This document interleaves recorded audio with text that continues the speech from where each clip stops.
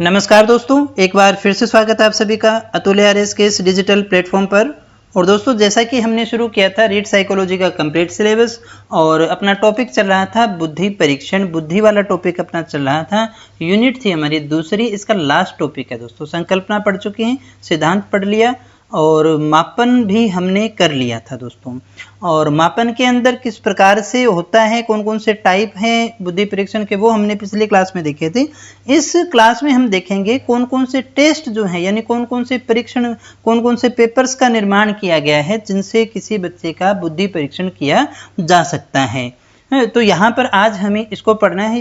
ये आज अपने सारे ही कर लेंगे, जितने भी टेस्ट होते हैं, जितने भी बुद्धि परीक्षण हैं, उन सब की आज की क्लास में बात अपने कर लेंगे। उसके बाद में एक अपना बहुबुद्धि सिद्धांत, ये भी हमने देख लिया है दोस्तों, ये तो उसी में हो गया। तो इसके बाद में भी अपनी क्लास खत्म हो जाएगी, ज़्यादा से ज़्यादा एक क्लास अपनी और रहने वाली है, फिर ये अपना पूरा टॉपिक हो जाएगा। क्लास शुरू करने से पहले दोस्तों, अगर अभी तक आपने वीडियो को लाइक नहीं किया है तो कर दीजिएगा, चैनल को सब्सक्राइब नहीं किया है तो कर लेना। पूरा कोर्स रीड का केवल और केवल आपको इसी चैनल पर मिलने वाला है। तो चलिएगा शुरू करते हैं बिना समय गंवाए। सबसे पहला बुद्धि परीक्षण अपने देखते हैं स्टैनफोर्ड बिने परीक्षण। स्टैनफोर्ड बिने परीक्षण ये जो है नाम में ही है, किसके द्वारा ये दिया गया? अल्फ्रेड बिने के द्वारा दिया गया। अल्फ्रेड बिने वो व्यक्ति है जो बुद्धि परीक्षण के अंदर सबसे इंपॉर्टेंट नाम माना जाता है, क्योंकि वैयक्तिक रूप से, सामूहिक नहीं अपनी बात कर रहे हैं, वैयक्तिक रूप से बुद्धि परीक्षणों का सबसे पहले सफल प्रयास अगर कभी किसी ने किया था तो वो करने वाले थे हमारे अल्फ्रेड बिने। फ्रांस के मनोवैज्ञानिक थे और फ्रांस यूनिवर्सिटी में, पेरिस यूनिवर्सिटी के अंदर ये साइकोलॉजी के प्रोफेसर हुआ करते थे। इन्होंने सबसे पहले बुद्धि परीक्षण का सफल प्रयास किया था।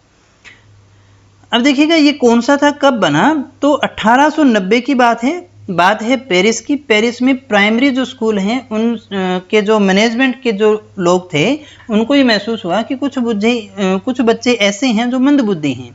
तो हम कैसे पता लगाएं कि कोई बच्चा मंदबुद्धि है या कोई शार्प माइंड है?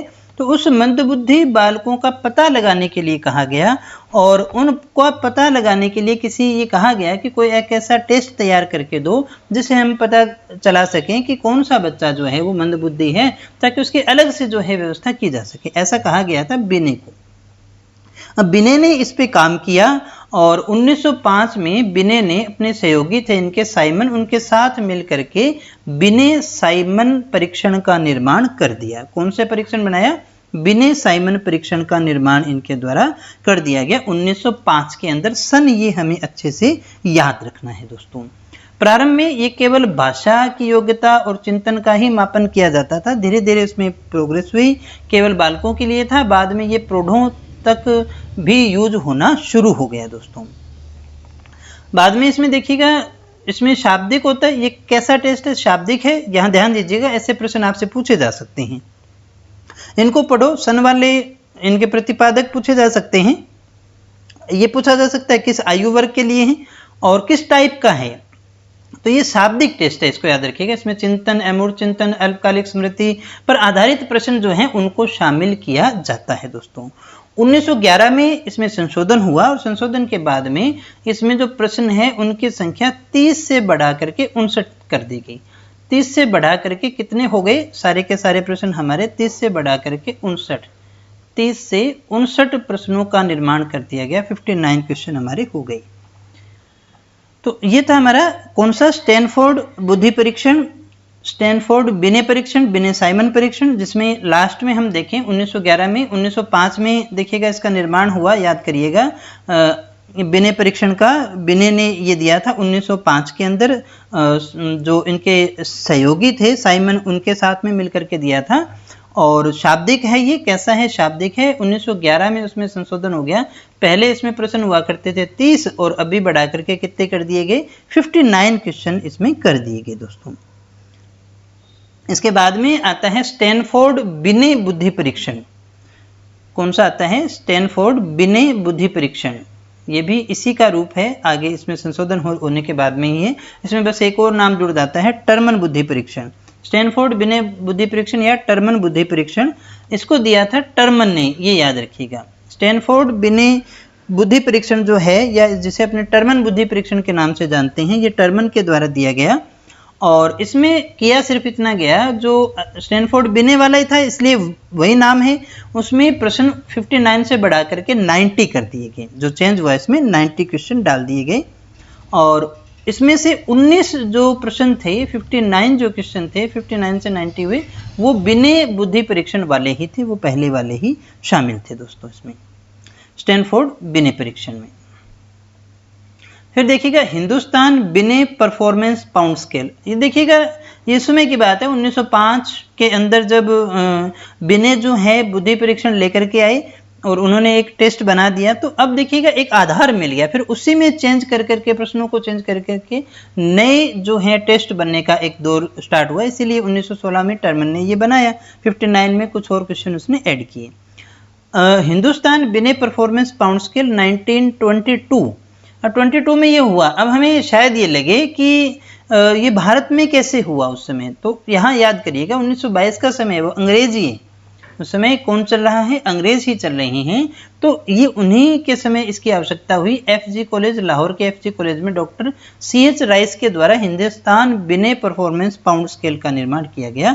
इसमें कुल 35 क्वेश्चन थे, 5 से 16 वर्ष के बालकों के लिए था। यही चीज हमें याद करनी है दोस्तों। तो यहाँ याद क्या क्या करेंगे, कितने प्रश्न हैं, किस आयु वर्ग के लिए है, बस ये हमें देख करके चलना है। ये एक शाब्दिक है और ये एक व्यक्तिगत परीक्षण है, ध्यान दीजिएगा। कैसा है, शाब्दिक है, यानी इसमें शब्द होंगे, वर्ड्स होंगे और पर्सनली हर व्यक्ति का ये टेस्ट जो है वो लिया जाएगा दोस्तों। इसके बाद में हम देखते हैं टर्मन मेरियल बुद्धि परीक्षण। टर्मन मेरियल बुद्धि परीक्षण, टर्मन मेरियल बुद्धि परीक्षण जो है 1937 में स्टैनफोर्ड बिने परीक्षण का ही ये क्या है, संशोधित रूप है दोस्तों। 1937 के अंदर स्टैनफोर्ड बिने परीक्षण का ही ये क्या है, एक संशोधित रूप है। इसमें कुछ गणित के प्रश्न जोड़े गए थे। ये स्टैनफोर्ड बिने परीक्षण ही है, इसी का संशोधित रूप है। इसमें गणित के कुछ और प्रश्न ऐड कर दिए गए 1937 के अंदर। तो यहाँ सिर्फ टेस्ट ही है और इसमें कुछ समझने लायक है नहीं, फैक्ट हैं, सारे फैक्ट के क्वेश्चन है। क्वेश्चन मैं आपको बता रहा हूँ किस तरह के पूछे जा सकते हैं। टर्मन मेरियल में 1937 याद रखना है, इसमें गणित के प्रश्न ऐड किए गए थे, बस इतना ही याद रखना है। रेविन प्रोग्रेसिव मैट्रिक्स बुद्धि परीक्षण, ये क्या है, ये 1938 में बना। ये देखो लगभग टाइम पीरियड इनका एक जैसा ही है। अब रेविन प्रोग्रेसिव, तो इसमें नाम तो यही आ गया, तो फिर अलग इसमें क्या रहा। इसमें जो प्रश्न बनाए गए थे वो सरल से कठिन की ओर, ये हमें याद रखना है, सरल से कठिन की ओर। यहाँ सन बिल्कुल पूछा जा सकता है, ईयर पूछा जा सकता है। अशाब्दिक थे, अभी तक हमने देखा यहाँ स्टार अपने लगा सकते हैं, विशेष बात यही रही ना इसकी इंपॉर्टेंट बात, ये अशाब्दिक है। रेविन प्रोग्रेसिव मैट्रिक्स बुद्धि परीक्षण जो है वो अशाब्दिक है, शाब्दिक नहीं है। और ये सरल से कठिन की ओर चल रहा है, यानी पहले सरल प्रश्न होंगे और फिर कठिन। तो यहाँ पर देखिएगा सबसे पहले आया है रंगीन प्रोग्रेसिव मैट्रिक्स टेस्ट। इसमें देखिएगा डिवाइडेशन भी था, सब डिवीजन थी, उसमें 3 उप परीक्षण शामिल किए गए। रंगीन प्रोग्रेसिव मैट्रिक्स में 3 उप परीक्षण शामिल किए गए, जिसमें से ए है, ए बी है और बी है। ए जो था बिल्कुल उसमें सरल क्वेश्चन है, ए बी है उसमें उससे कठिन, और बी जो है उसमें सबसे कठिन प्रश्नों को शामिल किया गया था दोस्तों रंगीन प्रोग्रेसिव मैट्रिक्स टेस्ट के अंदर। एक उप परीक्षण में कितने प्रश्न थे, 12 प्रश्नों को शामिल किया गया। एक उप परीक्षण में कितने प्रश्न थे, 12 प्रश्नों को शामिल किया गया है रंगीन प्रोग्रेसिव मैट्रिक्स टेस्ट के अंदर। एक उप परीक्षण जो था, यानी ये 3 है, एक के अंदर कितने हैं, 12, तो टोटल कितने हो गए, 36 एकांश हो गए इसमें। इस प्रकार से तीनों को मिलाकर कितने हुए, 36 एकांश होते हैं। फिर था स्टैंडर्ड प्रोग्रेसिव मैट्रिक्स, ये वयस्कों के लिए है, ध्यान दीजिएगा, यहाँ थोड़ा सा हमें ये याद रखना है, ये सबके लिए है। और ये जो है स्टैंडर्ड प्रोग्रेसिव मैट्रिक्स जो टेस्ट है, ये किसके लिए है, ये वयस्कों के लिए है।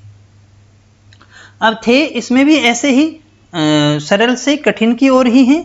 और यहाँ हमें सिर्फ ये ध्यान रखना है, यहाँ एक चीज़ नहीं लिखी है तो नोट कर लीजिएगा, ये बच्चों के लिए है। ये किसके लिए है, ये छोटे बच्चों के लिए है। और ये जो है वयस्कों के लिए है। स्टैंडर्ड, स्टैंडर्ड शब्द जहाँ आए वो वयस्कों के लिए हो गया, एडल्ट्स के लिए हो गया। इसमें 5 उप परीक्षण थे, A B C D E, जिसको हमने शामिल किया है। प्रत्येक में 12 हो गए, तो 12 × 5, अब देख लो कितने हो गए, टोटल 60 एकांश हो गए याद करने के लिए। फिर अगला हमारा बुद्धि परीक्षण आता है संस्कृति मुक्त बुद्धि परीक्षण। यहाँ अब जो टेस्ट आने वाले हैं ज़्यादातर उनमें नाम ही है, ज़्यादा कुछ है नहीं। संस्कृति मुक्त बुद्धि परीक्षण किसके द्वारा दिया गया है? कैटल महोदय के द्वारा दिया गया है। इसने 3 प्रकार के मापक बनाए। मापक 1 जो था 4 से 8 वर्ष और मानसिक दोष वाले बच्चों के लिए था। मानक 2 था 8 से 13 वर्ष के बच्चों के लिए, और मापक 3 है 14 वर्ष से अधिक आयु वर्ग के बच्चों के लिए जो है वो इसे शामिल किया गया है। 3 प्रकार के मापक है। मापक 1, 2, 3, 4 से 8 के लिए, 8 से 13 के लिए और 14 वर्ष से अधिक के लिए। पोर्टियस भूल भुलैया परीक्षण, इसका निर्माण किया था पोर्टियस ने 1924 के अंदर। 3 से 14 वर्ष के बालकों के लिए है ये, 3 से 14 वर्ष के बालकों के लिए है। इस परीक्षण में क्या किया गया? एक कागज है, एक कागज के ऊपर भूल भुलैया का निर्माण किया गया। एक कागज पर भूल भुलैया आपने देखी होगी, रास्ते बनाए जाते हैं, तो भूल भुलैया के अंदर कोई फंस जाता है, उसको बाहर निकालना होता था। छोटे बच्चों के परीक्षण होते हैं, देखे होंगे आपने।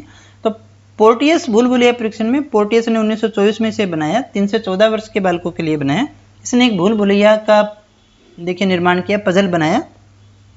इसमें से बहुत सारे रास्ते थे, लेकिन हमें ढूंढना था, बालक को बिना अटके जल्दी जल्दी और छोटे छोटे रास्ते ढूंढने होते थे। बड़े ही जल्दी जल्दी और छोटे छोटे रास्तों से उसे ढूंढना होता था। अब हम बात करें एलेक्जेंडर पास अलोंग परीक्षण, एलेक्जेंडर के द्वारा बनाया गया। ये 7 से 18 वर्ष की आयु के शिक्षित और अशिक्षित, यहां ध्यान दीजिएगा, ये जो है एलेक्जेंडर टेस्ट जो है वो शिक्षित और अशिक्षित दोनों के लिए ही तैयार किया गया था। इसमें लकड़ी के लाल और नीले रंग के आयताकार और वर्गाकार गुटके थे, ब्लॉक्स थे, और जो कि एक लकड़ी की ट्रे में उनको रख दिया गया। एक लकड़ी की ट्रे हो गई, उसके अंदर आयताकार और जो वर्गाकार हैं ब्लॉक्स रख दिए गए। बालक एक चित्र को देखता था और उन लकड़ी के टुकड़ों को उठाना नहीं है, गुटकों को खिसका खिसका कर किसी चित्र का निर्माण करना था।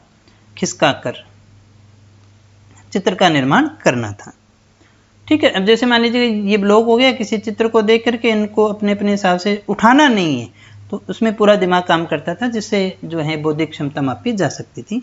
इसमें 8 डिजाइन, 8 प्रकार के चित्र थे, उनसे ही बनने थे। तो ये कई बार आपने देखे भी होंगे, ब्लॉक्स वगैरह के टेस्ट आते हैं इस तरह के।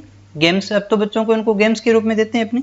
प्रथम 4 डिजाइन के लिए 2 मिनट का समय दिया जाता था, और अंतिम 4 जो है टोटल 8 डिजाइन उनको बनाने थे। पहले के लिए 2 मिनट का समय है और लास्ट वाले के लिए 3 मिनट का समय, इस तरह से समय उनको दिया जाता था। फिर आता है अपना जलोटा बुद्धि परीक्षण, 1921 का है ये। सामूहिक और शाब्दिक बुद्धि परीक्षण है ये, सामूहिक और शाब्दिक बुद्धि परीक्षण है।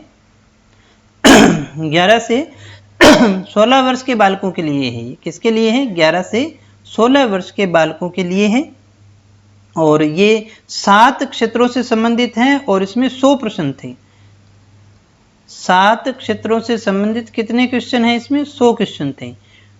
ठीक है, 7 क्षेत्रों से संबंधित है, गुणा नहीं है, भी 700 नहीं थे, 100 प्रश्न थे, जो अलग अलग प्रकार के 7 क्षेत्रों से हमने लिए थे। फिर आता है गुड एनफ ड्राईमैन टेस्ट। ड्राईमैन यानी एक आदमी का चित्र बनाना है, गुड एनफ ने बनाया इसको।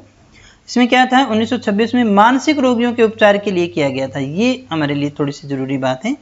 उपचार से पहले स्थूल जानकारी के लिए मनुष्य का चित्र बनवाते थे, हाँ ठीक है, और उस चित्र में जो अंगों के अनुपात हैं, है ना, किसी बच्चे को आदमी का चित्र बनाने के लिए दिया गया, उसमें अंगों का अनुपात, जैसे मान लीजिएगा ये बनाया, सिर इतना बड़ा बना दिया, हाथ पैर इतने छोटे बना दिए, या फिर मुंह इतना छोटा बना दिया और हाथ और पैर इतने बड़े बड़े बना दिए। इस तरह से जो भी आता था, अंगों के अनुपात के आधार पर जो है वो बुद्धि का पता लगाया करती थी गुड एनफ। जोशी बुद्धि परीक्षण MC जोशी के द्वारा 1960 में बनाया गया। 100 बहुविकल्पीय ABCD वाले क्वेश्चन थे ये, 12 से 19 वर्ष के बालकों के लिए, 20 मिनट में इसको करना था। ये एक शाब्दिक बुद्धि परीक्षण है। अभी तक हमने यही कहा ना, यही चीजें हैं जो हमें याद करनी है। तो जोशी बुद्धि परीक्षण MC जोशी का है, शाब्दिक है, 100 क्वेश्चन है, 12 से 19 वर्ष के बालकों के लिए है। फिर आता है भाटिया बैटरी बुद्धि परीक्षण। इसके रचयिता कौन है? चंद्रमोहन भाटिया। इसका उपयोग प्रत्येक प्रकार के प्राणियों पर किया गया, सभी प्रकार के प्राणियों पर किया जा सकता था, न केवल बच्चों के लिए, सभी के लिए अपने इसका यूज ले सकते थे। यह वेद है और ये बहुत ही विश्वसनीय टेस्ट है, मतलब सबसे ज़्यादा यूज आने वाला टेस्ट है। इसके अलावा एक और आता है अपने पास में वेसलर बुद्धि परीक्षण। डॉक्टर डेविड वेसलर ने 1939 के अंदर इसका निर्माण किया था। अब इसमें क्या है, अमेरिका के न्यूयॉर्क शहर में वेलेव्यू एक हॉस्पिटल था, उसके वयस्क और बच्चों के लिए जो है ये परीक्षण तैयार किया गया था डेविड वेसलर के द्वारा।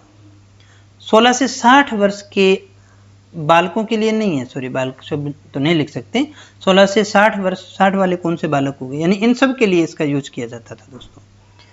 तो दोस्तों ये था हमारा बुद्धि परीक्षण वाला टॉपिक अपना पूरा हो चुका है और मुझे उम्मीद है क्लास को आपने अच्छे से सुना होगा, सारी चीज़ें समझ में आई होंगी। आज का क्लास बिल्कुल फैक्चुअल था, इसलिए बड़ी जल्दी हमने उसको ख़त्म भी कर लिया और एक दो बार सुनेंगे तो चीज़ें आपको अच्छे से याद रह जाएगी। तो आज के लिए इतना ही, कल फिर मिलते हैं एक नई वीडियो के साथ, ढेर सारी नई जानकारी के साथ। तब तक बने रहे हमारे साथ। Thank you very much.